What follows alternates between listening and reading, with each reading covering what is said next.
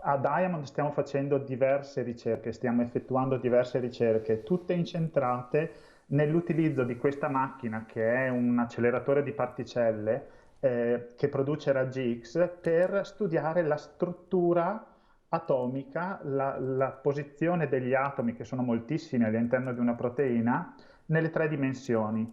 Questo ci permette di comprendere come le proteine, in questo caso quelle del coronavirus, funzionano e se siamo in grado di interferire con delle molecole sintetizzate a questo scopo, comprendere come migliorarle per poi arrivare a un potenziale farmaco. Marco Mazzorana, scienziato di Fortogna di Longarone, è parte integrante del gruppo di lavoro che alla Diamond Life Source di Londra sta lavorando per individuare la molecola che possa generare il farmaco per sconfiggere il coronavirus. È una lotta contro il tempo, ma i primi risultati cominciano ad arrivare, ha spiegato ieri in collegamento via Skype con la nostra redazione. Non siamo ancora al livello di avere un farmaco, ma stiamo capendo come costruirlo e il lavoro che stiamo facendo ha utilizzato uno strumento all'avanguardia, una tecnologia anche innovativa per ridurre i tempi di questa ricerca. Il contributo arriverà dall'acceleratore di Oxford, sulla cui attività sono puntati gli occhi dei ricercatori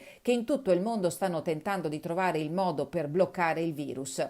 Marco Mazzorana è l'orgoglio del longaronese. Dalla sua terra numerosi messaggi di sostegno. Aiutaci a regalarci un futuro più sereno.